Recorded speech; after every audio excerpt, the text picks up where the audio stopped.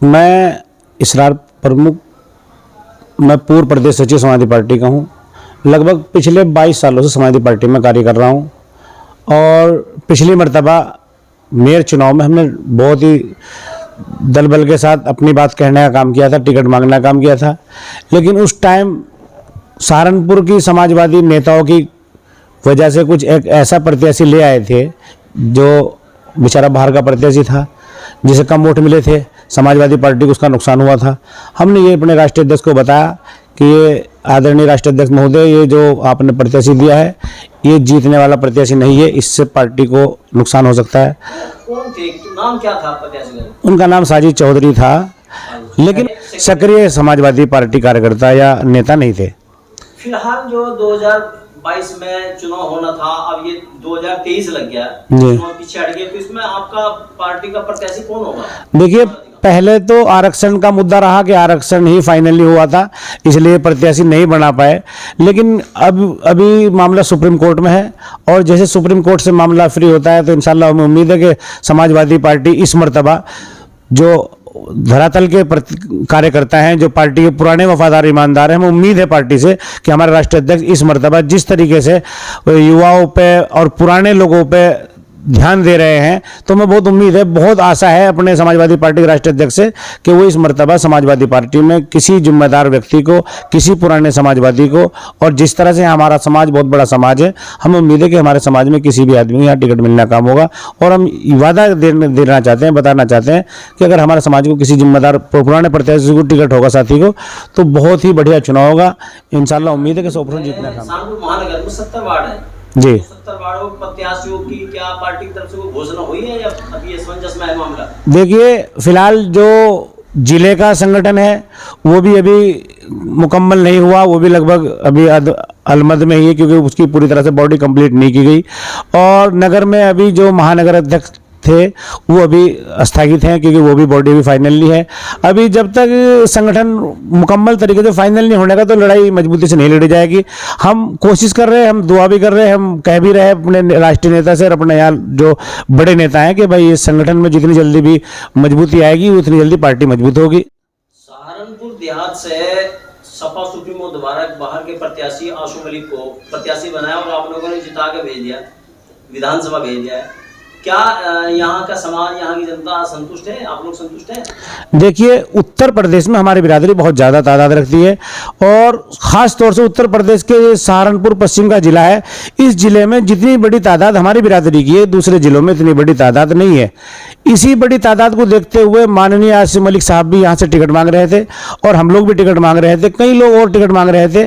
और राष्ट्रीय अध्यक्ष ने फैसला कर लिया था कि वहाँ गाड़ा तेली को एडजस्ट करना है, तो इसलिए वहाँ उस एडजस्टिंग को पूर्ण करने के लिए राष्ट्रीय नेताओं ने तेली का टिकट लगभग यहाँ फाइनल कर रखा था। आशू मलिक साहब नेताजी के बड़े करीब थे, इसलिए नेताजी ने उन्हें टिकट दिया, बिरादरी ने और समाज ने उन्हें वोट दिया और यहाँ के तमाम समाजवादियों ने वोट दिया। वो इंशाल्लाह जीतने का काम हुआ और बम्पर जीत हुई। अब ये जिम्मेदारी उनकी बनती है कि जिन्होंने उन्हें जिताया है वो उन्हें कितना सम्मान देते हैं और कितना उनका विकास करते हैं या कराते हैं।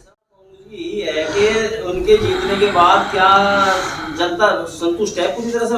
समय दे रहे सही लोगों को? अब वो समय की तो बात यह है कि अब तक, क्योंकि वो गाजियाबाद में रहते थे, जगह है वहाँ मुरादनगर में रहा करते थे, अब विधायक है, कुछ लखनऊ के भी काम रहते हैं, कुछ बाहर से जब आदमी कहीं आता है तो उसमें आने जाने में टाइम रहता है। लेकिन यह है कि आहिस्ता आहिस्ता जैसे अब सुना कि उन्होंने यहाँ कहीं मकान बना लिया तो शायद हो सकता है कि वो कुछ लोगों के बीच में रह सकें। प्रमुख जी, आपकी पार्टी में अभी इमरान मसूद हमारे बड़ा चेहरा है, वो समाजवादी को छोड़ बसपा का दामन थाम लिया उन्होंने, तो क्या उनके जाने से कोई फर्क पड़ेगा पार्टी का?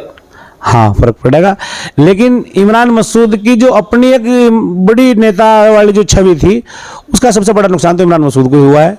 क्योंकि इमरान मसूद बड़ा नेता तभी तक था जब तक परिवार मुकम्मल इकट्ठा था।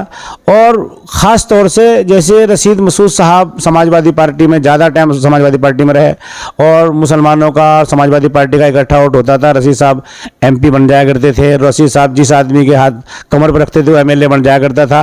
वो बात जब तक थी जब तक वो समाजवादी पार्टी में थे।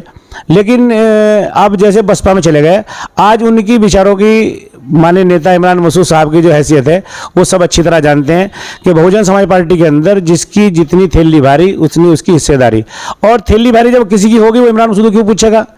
जिस पे जितनी थैली भारी होगी उतने ही वो अपना काम करेगा, आगे बढ़ेगा। तो आज यहाँ जैसे सिटिंग MP हैं समाज बहुजन समाज पार्टी के, अल्लाह का शुक्र हमें तो दिखता है कि वो उनकी थैली बहुत मजबूत है और वो अपने आप को कमज़ोर क्यों करेंगे। अभी हाल ही में मरहूम काजी रसीम मसूद साहब की बेटी साजिया मसूद ने दस्तक दी है सर जी, तो क्या आप कुछ मानते हैं को प्रभावित करेगी मतदाताओं को? कुछ नहीं, वो तो जरा सा पारिवारिक मैटर है उनका। उनकी वालदा से उन्हें मिलने नहीं दिया जा रहा, कोई हिस्सेदारी जिम्मेदारी जो लड़ाई है वो कुछ नहीं है, वो तो फिलहाल बयानबाजी चल रही है। बाकी जिस दिन वो आपस में उनके तालमेल ठीक हो जाएंगे, खत्म हो जाएगा, उसका कोई ज़्यादा बड़ा रिएक्शन मुझे नहीं लग रहा कि हो सकता है। यौम जमहूरियत के मौके पे पुल कम्बोहान पे प्रोग्राम हो रहा था गणतंत्र दिवस के उपलक्ष्य में, वहाँ पे साजिया मसूद अपना एक भाषण दे रही थी और अपने मरहूम फादर के बारे में कुछ बोल रही थी। तो उसी टाइम काजी शायान मसूद साहब आए और उन्होंने झंडा आवरण करते हुए प्रोग्राम में, तो उससे साफ जाहिर ये हुआ कि इनमें आपस में बहुत गहरी रंजिश है। खैर ये जो बादशाही टाइम तो है नहीं कि जो बादशाह घर में पैदा होगा वो शहजादा होगा और उसके पास दिमाग भी होगा, वो अक्लमंद भी होगा। शायान मसूद एक बच्चा है, उसे राजनीतिक इतनी सोच समझ नहीं है, उसे ये राजनीतिक और सामाजिक तहजीब के खिलाफ बात है। अगर कोई कहीं अपनी बात कह रहा है, लोकतंत्र में सबको अपनी बात कहने का हक है, वो तो उसकी बुआ है, फूफी हैं, लेकिन उसके अलावा भी अगर कोई है तो अपनी बात कहने का हक है। राजनीतिक तरीके से उसकी बात का जवाब देना चाहिए था और लेकिन अगर आप बीच में घुस के इस तरह की हरकतें करेंगे तो ये अच्छी बात नहीं है किसी के भी लिए। साजिया मसूद जी, ये आपने बताया कि कोई प्रभाव नहीं डालेंगे खास ऐसा इसमें चुनाव में, जो है रसीद साहब के उनको वो इकट्ठा करने में लगे, कन्विंसिंग करने हैं, घर घर जाके मिल रही हैं, तो क्या इसके कुछ प्रभाव पड़ेगा? हाँ, जब सारे पुराने साथी इकट्ठे हो जाएंगे तो एक दिन बैठे कंप्रोमाइज हो जाएगा, पंचायत हो जाएगी।